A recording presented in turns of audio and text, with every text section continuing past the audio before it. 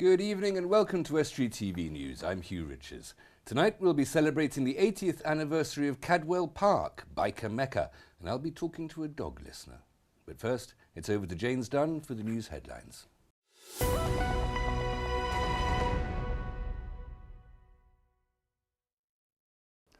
Hello, in the headlines today, a man is shot dead near Hull and local cyclists will ride all the way to Great Ormond Street Hospital without leaving a shopping centre in Grimsby. 3 men have been arrested after a man was shot dead in the village of Melton near Hull. Police were called at 5 p.m. on Tuesday after a man suffered serious wounds. Paramedics treated him, but sadly he was pronounced dead at the scene. A second man also suffered serious injuries, but they were not life-threatening. 3 men have been arrested in connection with the incident. Preparations are well underway for a night at the Opera at Stallingborough Village Hall. The acts have all appeared on hit shows and will perform at the venue at 8 p.m. this Friday. We spoke to the Village Hall manager Mick Taylor about the lineup. It's the opera guys. One of them is Leroy Vickers, which is a world-class singer, and another one is Martin Jackson, who's done the lead role in Jesus Christ Superstar in London, and Richard Thomas, who's graced the finals of X Factor. So it's a very, very good lineup, and I just hope everybody supports it. Police and the Coast Guard were called on Tuesday after fears that a 16-year-old girl was going to jump from the Humber Bridge. Police were called at 9:22 a.m. and found the girl safe and well. She was taken into care of the local authority. Pupils from a Grimsby College for people with learning disabilities are coordinating a charity golf day for the first time this summer. It will take place on Friday, July the 4th, and will give the students a chance to develop their skills, and they're now looking for businesses to get involved. We spoke to Lisa Diable, who organised the event with husband Tony to give something back because of what they've done for their son Jordan, a student at Linkage Community College. We have probably about between 30 and 40 teams taking part. Then there's all the students, and then there's the staff, and then people come down because they just want to mix with everybody and enjoy the day. I've not been to one of these before, so I'm really looking forward to it, and I think it must be wonderful. Everybody here thinks it is, don't they? So something to look forward to. I was going to say, it's the first time it's come to Cleethorpes Golf Club, and we're really going to make the most of it. Make the students extremely welcome, as well as the golfers, and I think everybody's going to have a superb day, and of course the learners are going to take a lot away from it. North Lincolnshire Council is the latest to sign up to an online tool which has saved other councils around the area £1 million when outsourcing work. 24 authorities all over the region, including North East Lincolnshire and Hull, are already signed up to Your Tender, which is an easy way to put contracts out to tender. Companies simply sign up and bid for work they want, allowing councils to pick the best one for the job. If you want a taste of local wildlife without having to get your willies on, then this exhibition is for you. Local photographers John Leslie, Colin Smale and Victor Bush are exhibiting their work at Cleethorpes Discovery Centre until September. Visit North East Lincolnshire Council's website to find out more about that and what else is on offer at the centre this summer, or go along to find out. Hull is one of the happiest places to live in the country, according to a recent poll. The survey by Rightmove ranked Hull 7th on a list according to how happy people are with their surroundings. It was ahead of wealthy areas such as Twickenham and Oxford. Teams will be cycling the distance equivalent to Grimsby to Great Ormond Street Hospital in a charity challenge at Freshney Place Shopping Centre. They'll cycle a total of 188 miles on exercise bikes over 2 days in June to raise money for Great Ormond Street and local cause St Andrew's Hospice. And as well as the end goal, there will be various other challenges for both teams and shoppers to enjoy. It's 188 miles that we're going to cycle to Great Ormond Street on an exercise bike, so obviously we're going to stay here in Freshney Place. But yeah, it's quite a challenge, and we're hoping to get us together as many teams as possibly can that will take the challenge. If there's anybody that would like to help us out in this challenge, do get in touch with us on our website. As the event was launched, we spoke to one of the people that has been helped by the hospice. 2-year-old Rio was born with Down syndrome and other complications requiring full-time care. St Andrew's is actually a godsend if it wasn't actually for them. I do get support from elsewhere, but it goes in for respite, it goes in for daycare, and if he goes into hospital admission, to go in for respite again. And without them, I wouldn't, be able to cope, because it is hard work, I do admit it. And if you're a keen cyclist, or even if you're not and would like to get involved and help this local charity, then St Andrews are actually still looking for cyclists to take part. You can get hold of them on 01472 350 908. That's all from me for now. I'll catch you next time. Goodbye.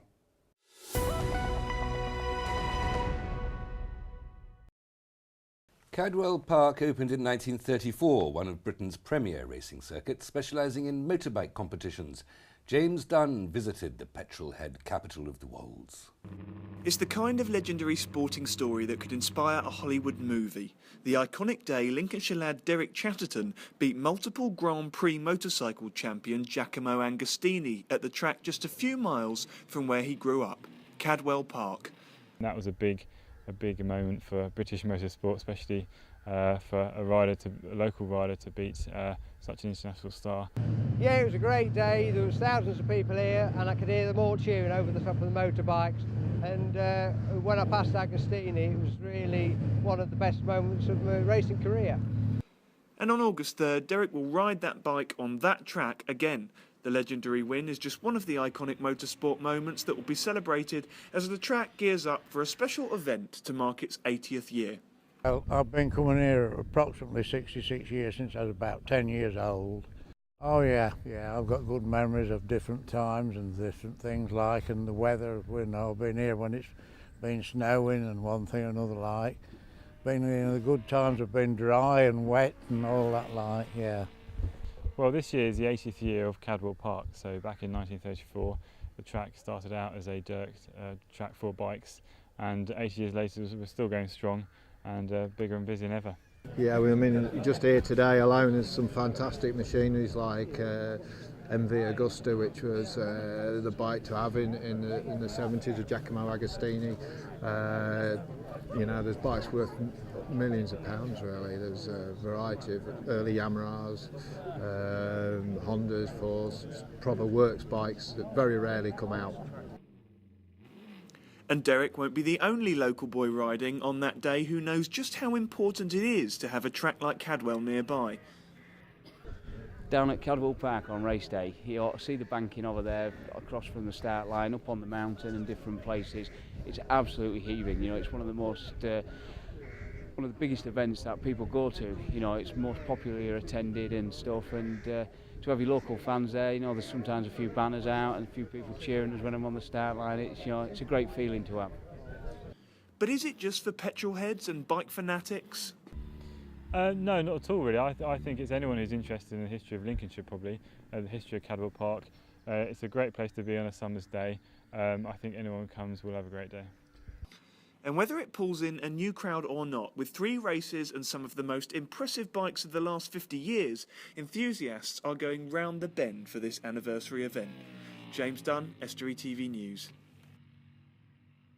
The wagging tail, the wet nose, those big brown adoring eyes, the reproachful look when you leave the house, the euphoric welcome when you return. Dogs can certainly express an opinion, but what else might they be saying, and how can we know? All will be revealed on Estuary TV's new series, Think Like a Dog. I'm with the series presenter, Tony Knight, and producer, Naj Modak.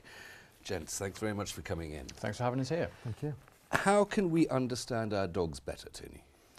The easy way to do that is to actually rethink the relationship we have with dogs. So often we humanise dogs. I've met people that say, my dog understands every word I say, or my personal favourite, my dog's my baby. And I once had to convince one woman that she actually hadn't given birth to it, but she still had a block. We have a very strong relationship with dogs, absolutely man's best friend, carries some weight. But what I do is I get people to understand that the true relationship is that we think like dogs, hence the title of the show. We think like dogs without even thinking about it. For example, when somebody stares at us, we feel uncomfortable because back in nature, a predator's stare, which is what we are, yes, a predatory stare makes you feel uncomfortable because if a predator's staring at you, you don't want to get eaten. And that funny feeling you get, your heart beats or whatever, is the adrenaline going through your system ready to run away or fight them off. And we can't stop ourselves. So once you understand the true relationship between dogs and people, you can start to appreciate that dogs have been trying to communicate with us, and they do all the time. When they give you the questions and you know this process, you can give them the right answer. And that's how we can eliminate lots of potential problems with dogs, because they're just doing it because they think they've got to do it. Well, so various signs, various indications, various parts of language. I take it that it's true that when a dog's wagging its tail, that's a happy dog. Not necessarily. Oh dear. Yeah, a dog can bite you when it's wagging its tail. What a wagging tail is a sign of is that the dog has got more excited. The adrenaline level has gone up. Now that could be for a good reason, you're quite right, but it isn't necessarily the case. So what we're looking for is to get dogs calm, which is ironic because people think that their dog isn't happy if it's not wagging its tail.